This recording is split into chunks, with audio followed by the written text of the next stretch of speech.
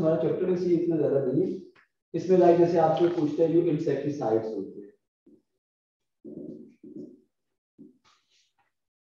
इनका एनवायरनमेंट पे क्या इफेक्ट होता है या इकोसिस्टम के ऊपर क्या इफेक्ट है। तब देखिए कि जो इंसेक्टिसाइड्स होते हैं, पहली चीज तो ये बहुत सारी फूड चेन्स को क्या कर देते हैं, डिस्ट्रॉय कर देते हैं।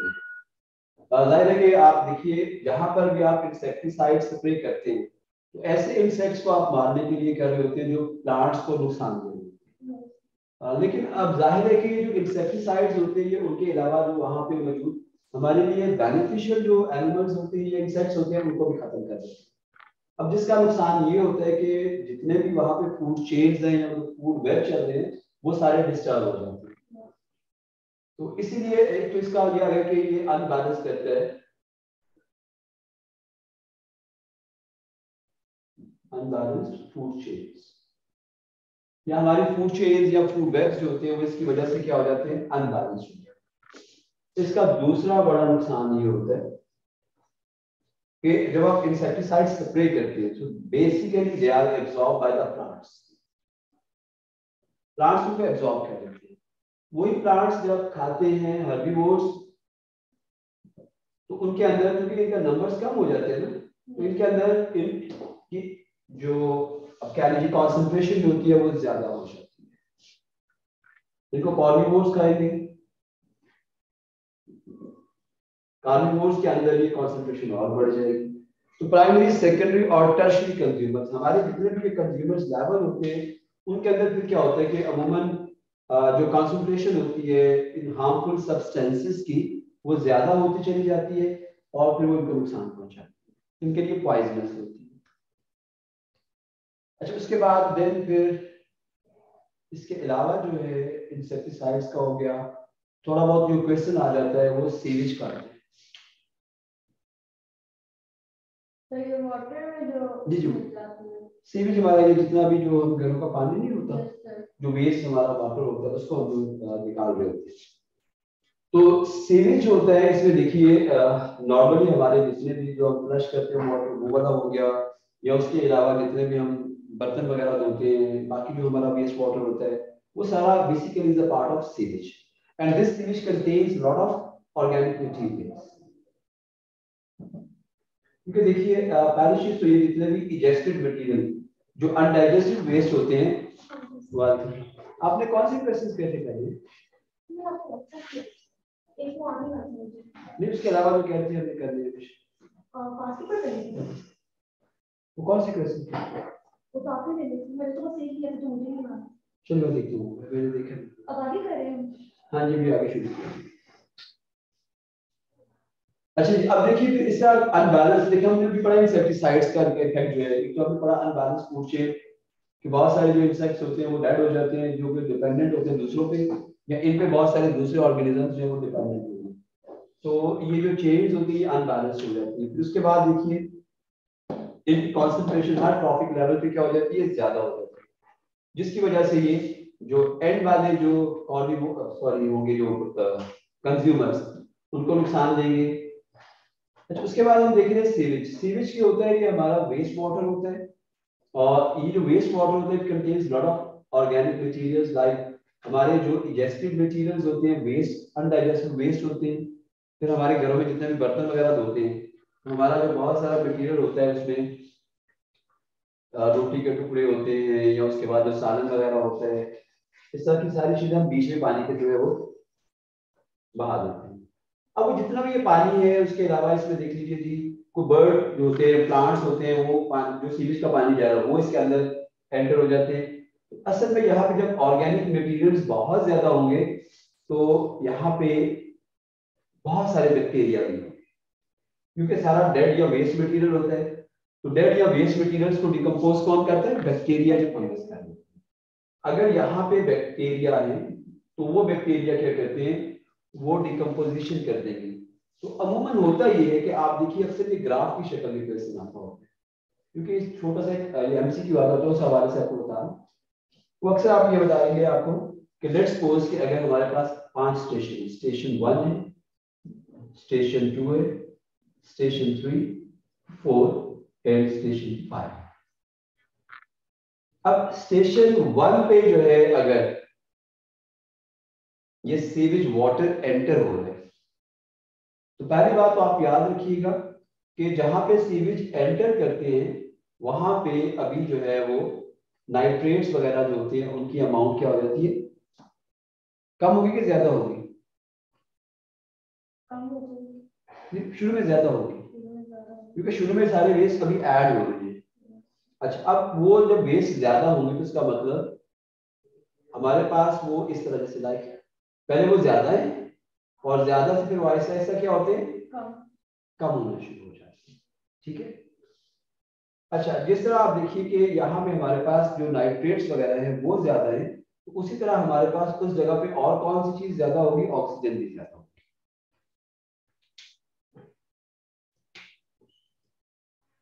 अगर हम एक और ये ग्राफ बना देते इसके साथ, लेकिन मैं अभी देखिए ऊपर ले रहा हूँ। ये ऊपर क्यों ले रहा हूँ? ये जो दूसरा ग्राफ है ये ऑक्सीजन का, ऑक्सीजन का ग्राफ में ये इसलिए मैंने बना दिया कि जब बैक्टीरिया अपनी एक्टिविटीज को यहाँ पे ज्यादा कर देंगे तो वो जितनी भी ऑक्सीजन होती है वो क्या कर लेते हैं, कंज्यूम कर। ठीक हो गया।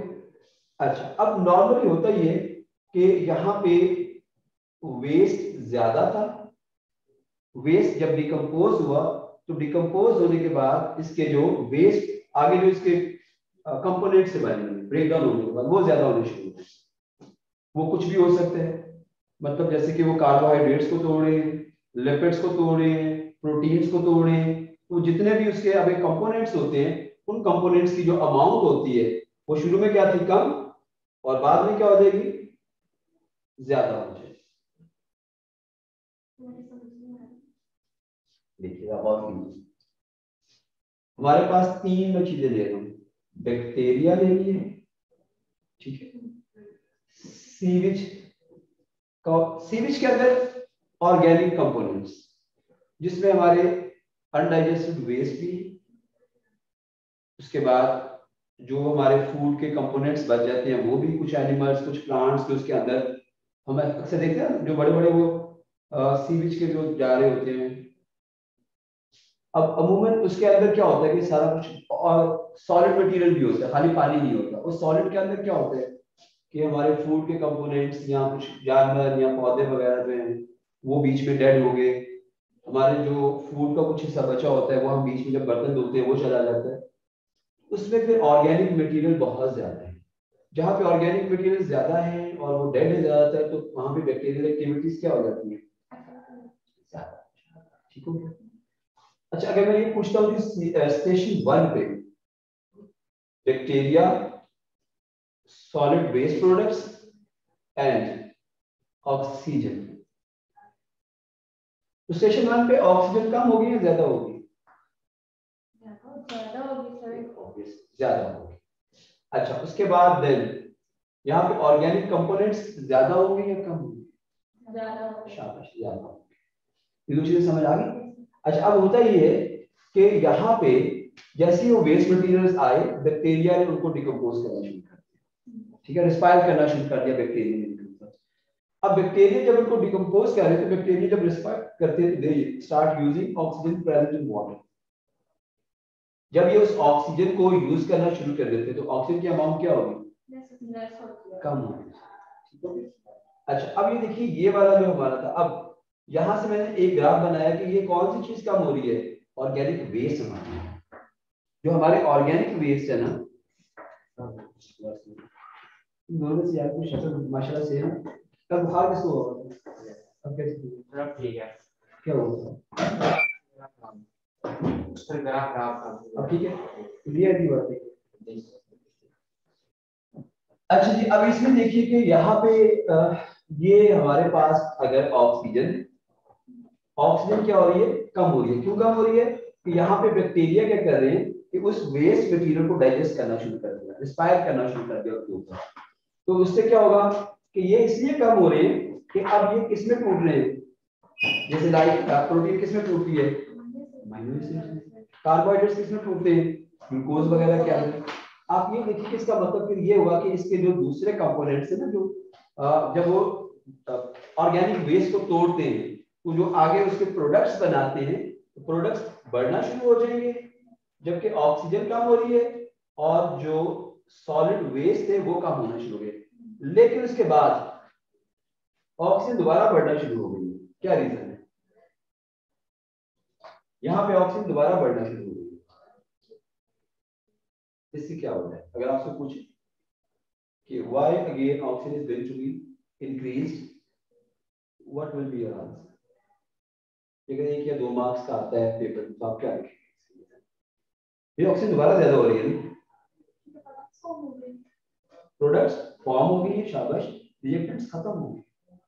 यहाँ पे जो सॉलिड वेस्ट है ना सारे, तो देखिए यहाँ पे खत्म हो गई है और यहाँ पे आके प्रोडक्ट्स बन गए हैं सारे। ठीक हो गया? तो बैक्टीरिया रिस्पायर करके भी कंप्लीटली ब्रेक डाउन कर दिया है।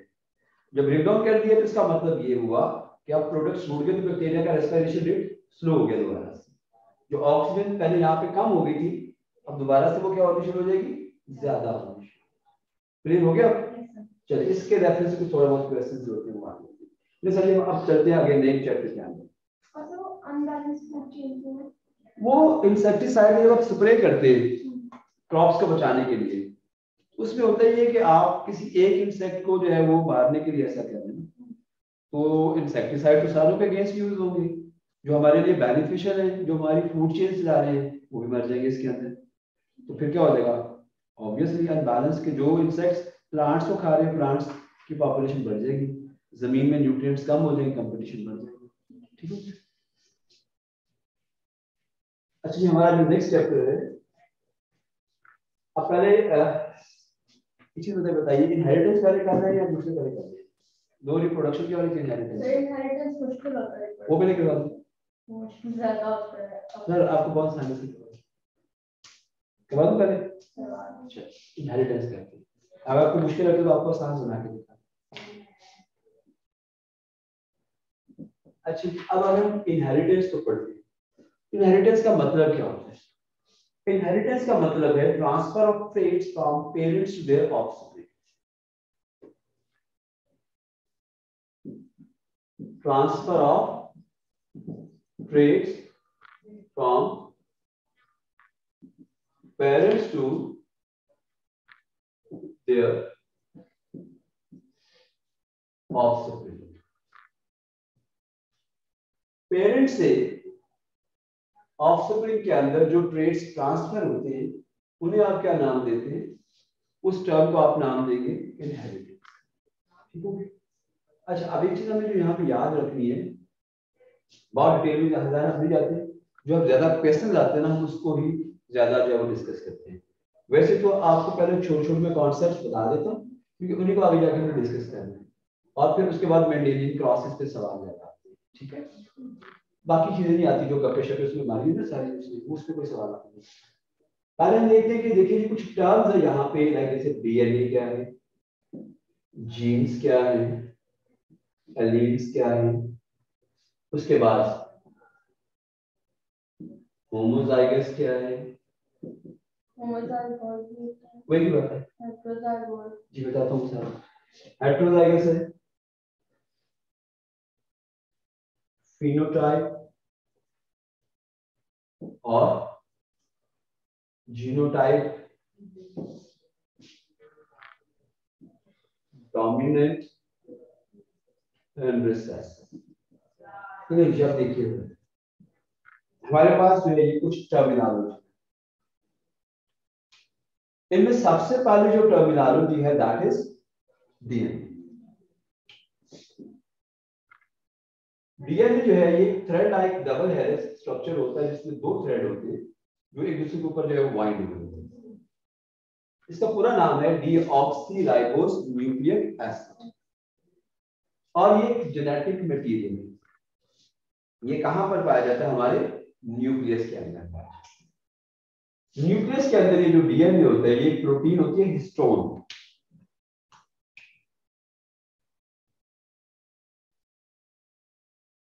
This protein is called histone. तो ये हिस्टोन जो प्रोटीन है उसके इर्द गिर्द जो है इस तरह अपने आप को कॉइल कर देता है। इसीलिए फिर आप देखते हैं कि ये डीएनए जो होता है ये एक हाईली क्वाइल्ड स्ट्रक्चर बन जाता है, लाइक इस तरह के हाईली क्वाइल्ड स्ट्रक्चर बन जाता है। और यही वजह है कि देखिए आपका एक सेल जो होता है उसका साइज कितना होता है, सपोज 30 और 40 micrometre, this is the size of your normal cell. लेकिन इस 30-40 माइक्रोमीटर, माइक्रोमीटर पता क्या होता है, क्या होता है पता है किसी को? नहीं, वो यूनिट है ना, मेन यूनिट है, ठीक है। आप ये कह दीजिए कि 1 मिलीमीटर के अंदर 1000 माइक्रोमीटर होते हैं, 1000 micrometre are there in 1 millimetre. और आप मिलीमीटर को जानते हैं कि अगर 2 इंचेस हैं इसके बीच में छोटी छोटी लाइन्स होती हैं, दीज आर द मिलीमीटर्स, ठीक है। और अब अगर ये देखिए यहां से लेके यहां तक एक फासला है तो उसको आप 1000 पार्ट्स के अंदर फर्दर डिवाइड कर दीजिए, तो that unit is called micrometre. तो अब देखिए एक सेल अगर 30 माइक्रोमीटर का तो हम उसे देख ही नहीं सकते, we need to use microscope. Microscope में हमें नजर आ रहा है, लेकिन इसके अंदर जो डीएनए है, एक सेल की बात करें उसके अंदर DNA is about 2 metre long. Surprising, एक सेल 30 माइक्रोमीटर का है और उसके अंदर एक 2 मीटर लॉन्ग यानी मेरे का से भी बड़ा, जो 6 फुट का जो है वो डीएनए का मॉलिक्यूल इसके अंदर मौजूद है। वो हाईली क्वाइल्ड होती है, जैसे आप एक वो नलकी कपड़े सीने वाली होती है, वो इतनी सी होती है 2-3 इंच की, और उसका धागा सारा उतारे उसके ऊपर से तो वो 2-3 किलोमीटर लंबा होता है, ठीक है। सेम इतना केस होता है, हमारे छोटे छोटे सेल्स हैं, हमारी बॉडी में मोर देन 500 ट्रिलियन सेल्स हैं, तो 500 ट्रिलियन को 2 मीटर से मल्टीप्लाई करें तो कई दफा वो सूरज को जमीन को लपेट के इसके इर्द गिर्द ये आ सकते हैं, क्योंकि सूरज का जमीन से पास 15 करोड़ से, तो ये ट्रिलियन में। अच्छा खैर, इसको कहते हैं क्रोमाटिन। अब ये जो क्रोमाटिन है यही जब सेल में डिवाइड होना होता है तो will change into chromosomes. DNA के यही जो क्रोमाटिन थ्रेड्स होते हैं ना, they will change into chromosomes. तो इसका मतलब ये हुआ कि अगर आपको पूछा जाता है कि व्हाट आर क्रोमोसोम्स, तो आप कहेंगे chromosomes are long sections of DNA. यानी क्रोमोसोम्स होते हैं ये डीएनए के लॉन्ग सेक्शंस होते हैं, या long chains of DNA are called chromosomes. और इनके ऊपर there are small sections of DNA. इनके ऊपर क्या होता है, डीएनए के छोटे सेक्शंस होते हैं, small sections of DNA called jeans. In small sections को आप क्या नाम देंगे, जीन्स का नाम देंगे। जी क्लियर हुआ? यानी एक हमारे पास टर्म आ गई जीन्स और दूसरे हमारे पास क्या आ गए, क्रोमोसोम्स। तो जीन्स भी डीएनए से बने हुए हैं और जो क्रोमोसोम्स है ये भी क्या है, डीएनए से ही बने हुए हैं। अब फर्क ये होता है कि जो क्रोमोसोम है ये लॉन्ग चेन है डीएनए, जबकि ये बहुत छोटे छोटे स्मॉल यूनिट्स होते हैं जो क्रोमोसोम के ऊपर पाए जाते हैं, जीन्स कहते हैं, वो भी डीएनए से ही। तो असल में फिर अगर आप देखिए डीएनए तो हमने पढ़े कि हमारे क्रोमोसोम बनाते हैं और जीन्स बनाते हैं। सो व्हाट आर जीन्स, आप ये देखिए, यानी डीएनए केमिकल है, याद रखिएगा सिंपली कि DNA is a chemical which is involved to make the structure of chromosomes and genes. Chromosomes are the long chains of DNA molecules, possess small units on them of DNA called genes. इनके ऊपर छोटे छोटे जो units होते हैं जो DNA से बने होते हैं उन्हें जीन्स का नाम देते हैं। अब जीन्स क्या है, जीन्स जो होते हैं these are the units of inheritance, इन्हें हम नाम देते हैं यूनिट्स ऑफ इनहेरिटेंस। ये इनहेरिटेंस के यूनिट्स हैं और जिनका मेन फंक्शन ये होता है कि they are involve in protein synthesis.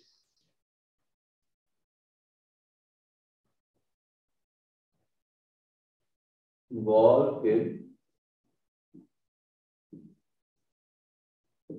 यानी हमारी बॉडी में जितने भी प्रोटीन बनती है वो कौन बनाते हैं? जीन्स ही बनाते हैं। जीन्स आर इवॉल्व होते हैं। ये क्लियर हो गया? इसके बाद एलील्स क्या होते हैं वो? अब देखिए हमारा जो एक सेल है, ह्यूमन सेल के अंदर कितने क्रोमोसोम पाए जाते हैं? 46। शाबाश, 46। ठीक है। अब एक कॉन्सेप्ट ये याद रखिएगा कि जब फर्टिलाइजेशन होती है 23 मेल से आते हैं, 23 फीमेल से आते हैं। एग्जैक्ट। और अगर एक भी ज्यादा हो तो एब्नॉर्मल। ठीक है। अब एक बात याद रखिए कि हमारा जो जाइगोट होता है ना, zygote will be having 2 sets of chromosomes. ये 2 सेट आते हैं उसमें, क्योंकि जब ये देखिए फर्टिलाइज करेगा एक को, इसका न्यूक्लियस अंदर आ जाता है, तो 23 ये और 23 और क्रोमोसोम इसके अंदर चले जाते हैं। हमारे भी हर सेल के अंदर there are 23 pairs of chromosomes. कितने पेयर्स हो जाते हैं? 2 सेट है ना, तो 23 पेयर्स हो गए, 23 पेयर्स। पेयर्स किस तरह बनते हैं? जैसे स्पर्म में से पहला क्रोमोसोम, क्रोमोसोम नंबर 1, और उसके बाद एग में से क्रोमोसोम नंबर 1, उसका ये दोनों आपस में क्या हो जाते हैं? अटैच हो जाते हैं, पेयर बन जाता है पहला। फिर इधर से क्रोमोसोम नंबर 2 और फिर इधर से भी क्रोमोसोम नंबर 2, ये इकट्ठे हो जाते हैं। अब एक बात याद रखिए कि ये क्रोमोसोम जो देखिए अपने साइज में, शक्ल में, अपने जीन्स के लिहाज से एक जैसे हैं, इनको आप नाम देते हैं होमोलोगस क्रोमोसोम। ये एक जैसे हैं। अब समझ आए? फिर 46 क्रोमोसोम है ना हमारी बॉडी में, हाफ कहां से आए हुए हैं? मदर से, हाफ जो है फादर से। लेकिन वो आपस में करते क्या है? पेयरिंग कर देते हैं कि हमारे जो स्पर्म और एग वाला जो पहला क्रोमोसोम है वो इकट्ठा हो गया, पहला पेयर बन गया। दूसरा पेयर में दोनों का दूसरा, तीसरा जो पेयर बनता है उसमें एग का भी तीसरा और स्पर्म का भी तीसरा। So in this way they will arrange themselves in pairs. तो हमारे फिर टोटल कितने पेयर्स बनेंगे? 23 शाबाश पेयर्स। जहां पे 23 पेयर्स होते हैं तो ऐसे सेल को हम नाम देते हैं डिप्लॉइड सेल। डाइमिंग 2 होता है, प्लॉइडी क्रोमोसोम्स के पेयर हो जाते हैं। तो डाइप्लॉइडी का मतलब क्या हो गया? 23 के पेयर्स हैं सॉरी 2 सेट है क्रोमोसोम्स के, 23 वाले। ठीक हो गया? जो कि यहाँ पे पेयर्स की शक्ल में मौजूद है। ये कॉन्सेप्ट समझ आया कि 23 स्पर्म के, 23 एग के। जब फर्टिलाइजेशन होती है तो ये जाइगोट के अंदर जमा हो जाता है। अब एक 23 वाला फादर का, एक 23 वाला मदर का, टोटल कितने पेयर्स हो गए? 2 सेट हो गए ना। 2 सेट मिलके क्या बनाते हैं? पेयरिंग कर देते हैं क्रोमोसोम। तो उन क्रोमोसोम को फिर आप 23 पेयर्स कहते हैं, जो कि होमोलोगस है। और ये होमोलोगस क्रोमोसोम एक सेल के अंदर 46 क्रोमोसोम या 23 पेयर्स बनाते हैं, याद रखिए।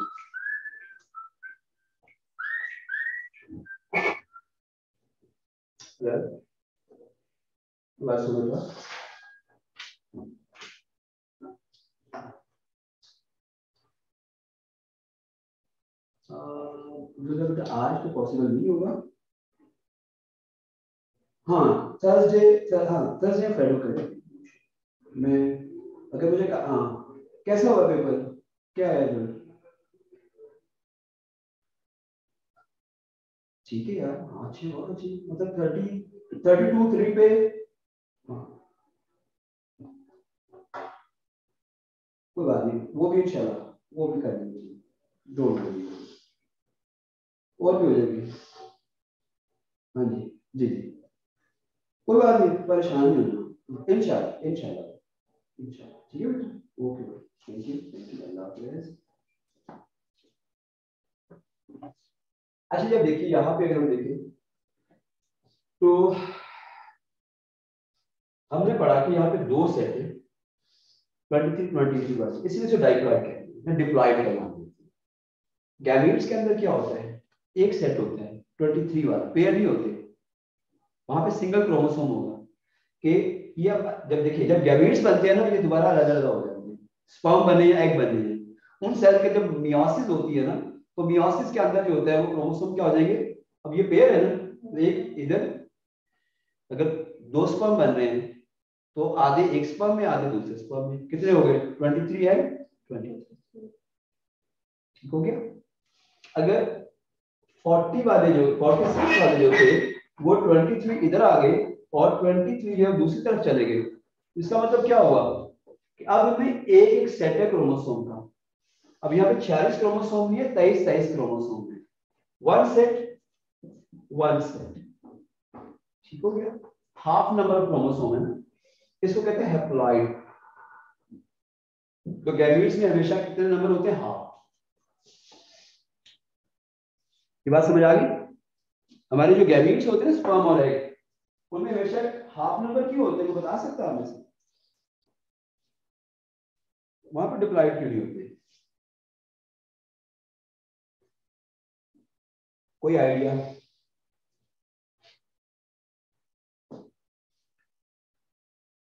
जी, एनी आइडिया? No idea. चलो देखो भाई, अगर तो उसमें भी 46 हो जाए, तो अगर एग में भी 46 हो, स्पर्म में भी 46 हो, तो इसका मतलब नेक्स्ट जनरेशन में तो 92 हो जाएंगे। और अभी क्या नाम आपका? महीने ये बताया था कि अगर एक भी ज्यादा होता है तो एब्नॉर्मैलिटी। ठीक है, अगर ये तो फिर डबल हो रहे हैं ना, ये तो कोई मॉन्स्टर ही बन जाएगा। और उसके बाद अगली जनरेशन में 92 92 184 वाली जनरेशन शादी खत्म हो गई। और इस तरह हर जनरेशन के अंदर डबल होते जा रहे हैं।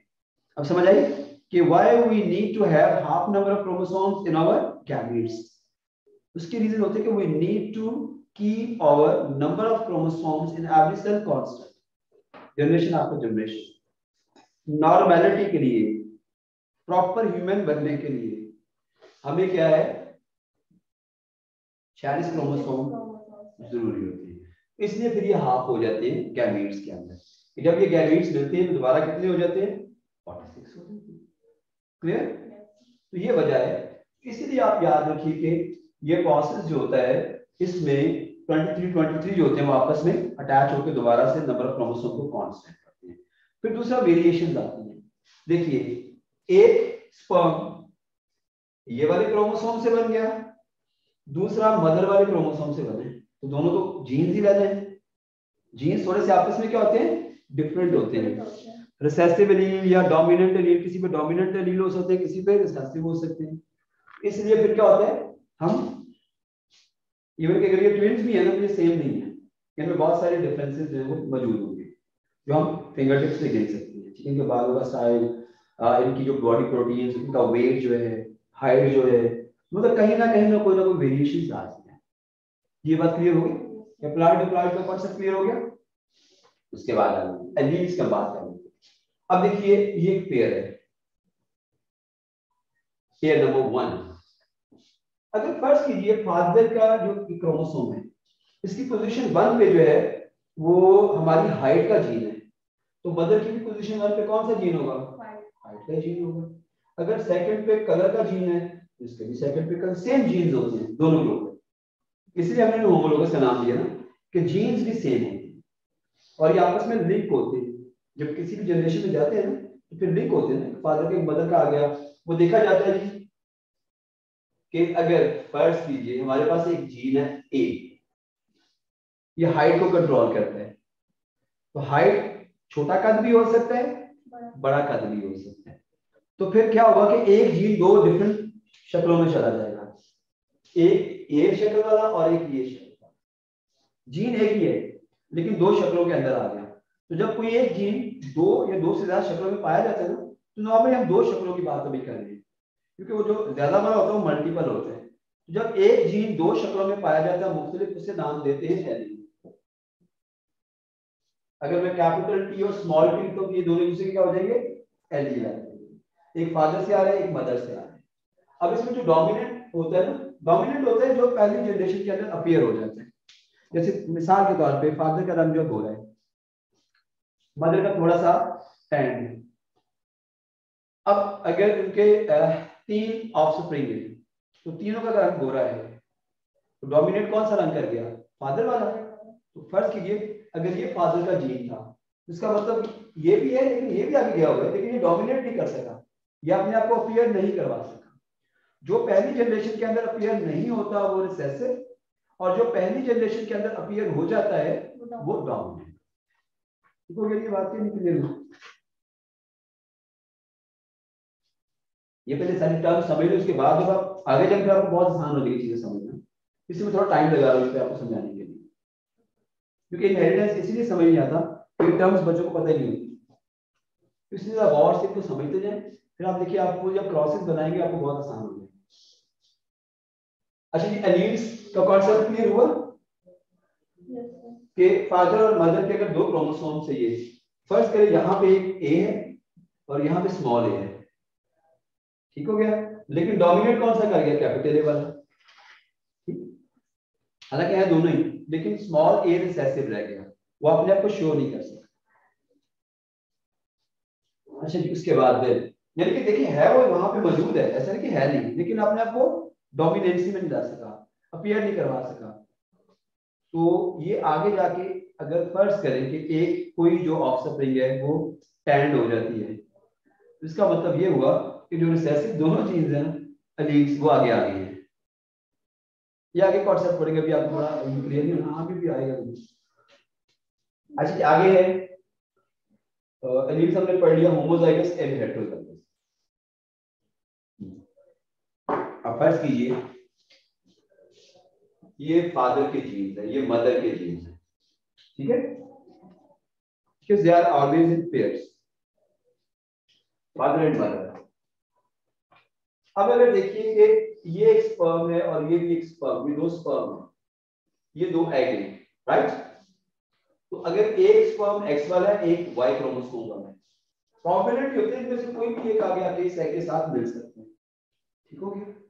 अच्छा, अब जब देखेंगे ये वाला इसके साथ आके मिलेगा तो क्या बनेगा? कैपिटल टी है, स्मॉल टी। अब देखिए हमारे पास तीन डिफरेंट शक्लों के अंदर जो है इस फैमिली के सारे जीन्स आ गए। इस फैमिली में एलील्स इस तरह भी हो सकते हैं, इस तरह भी हो सकते हैं, और इस तरह, सब क्या है पूरी फैमिली के जो बच्चे हैं उनके पेरेंट्स हैं, इसके अलावा कोई नहीं हो सकता उनके अंदर, ठीक हो गया। ये उनका एक कह लें कि जीनोम है फैमिली का। ये तो दोनों एक शक्ल के ना, दोनों डोमिनेंट है और दोनों कैपिटल है, इसको आप नाम देते हैं, पहले याद रखिए होमोजाइगस। होमोजाइगस सिमिलर, ठीक है, आप इसे होमोजाइगस। सर अब आप कहते हैं होमोजाइगोट, एक ही बात है कि आप देखिए जब आप गैमीट्स को देखते हैं तो स्पर्म अगर कैरी कर रहे हैं कोई जीन्स या एग को जीन्स कैरी कर रहे हैं, तो अगर एग के पास जो जीन्स हैं वो दोनों यही वाले एलील्स हैं, होमोजाइगोट हो गए, क्योंकि दो है ना ये दोनों होमोजाइगोट हो जाएंगे कि ये वाला जो एग है ये भी और ये वाला एग दोनों कैरी कर रहे हैं स्मॉल रिसेसिव एलील। अगर ये दो स्पर्म है, ये दोनों कैपिटल कैरी कर रहे हैं, तो ये भी क्या हो गए? होमोजाइगस। समझ आ गई? और होमोजाइगस का मतलब ये होता है कि जब दो जीन्स की फॉर्म एक जैसी हो, जैसे दोनों कैपिटल हैं तो दोनों होमोजाइगस आएंगे। होमोजाइगस मींस सेम, और ये कहलाते हैं डोमिनेंट। होमोजाइगस अभी दोनों भी सेम है, ये भी क्या आएंगे? होमोजाइगस ही है ना ये भी। देखिए अगर ये दोनों स्मॉल लिखते हैं तो दोनों एक जैसे नहीं है, जो दोनों सेम हो ना एलील्स वो हमेशा होमोजाइगस ही कहलाते हैं। तो ये भी क्या कहलाएंगे? होमोजाइगस। तो ये भी हमारे पास जो होमोजाइगस ही होती है, लेकिन हम इनको क्या नाम देते हैं? They are homozygous recessive. तो याद रखिए ये होमोजाइगस डोमिनेंट है, ये होमोजाइगस रिसेसिव है। ऊपर आपने पढ़ा नहीं सकते पहली जनरेशन के अंदर, ये देखिए टॉल क्यों हो गया था कि इसका करैक्टर आगे क्लियर ही नहीं हुआ। अब एक फैमिली के अंदर फादर का रंग गोरा था, मदर का काला था, तो कौन से बच्चे थे? गोरे। ये तो आगे भी आया हुआ है लेकिन आपने कुछ शो नहीं कर सका, इसलिए रिसेसिव। पहली जनरेशन के अंदर से तो क्या आगे उनके बच्चों में आ सकता है किसी में? अच्छा अब एक आगे ये वाला जो डिफरेंट है, दोनों डिफरेंट के लिए हम क्या यूज करते हैं? हेट्रो का वर्ड यूज करते हैं। तो ये क्या हो गया? हेट्रोजाइगस हो गया। लेकिन एक बात याद रखिए, लिख लीजिए इसको, रटा मार लीजिए, heterozygous is always dominant. Heterozygous हमेशा क्या होता है? क्योंकि उसमें देखिए ना दो एलील ना डिफरेंट, उसमें जो डोमिनेंट एलील होता है वो अपने आप को शो करता है, दूसरा करता ही नहीं है। अगर ये टॉल था ना, ये शॉर्ट नहीं हो सकता, ये हमेशा टॉल नहीं होगा। आपने याद रखना है कि हेटेरोजाइगस हमेशा क्या होता है, डोमिनेंट। ये तक सारी चीजें क्लियर है? श्योर। चलिए कल इंशाल्लाह हम वो छोटी छोटी और टर्म्स हैं वो करके फिर मैं आपको मेंडल के क्रॉसेस पे ले जाऊंगा। वो दो क्रॉसेस हैं और उसमें से सवाल आते हैं, वो भी इंशाल्लाह आपको अच्छी तरह समझ आ जाएगी।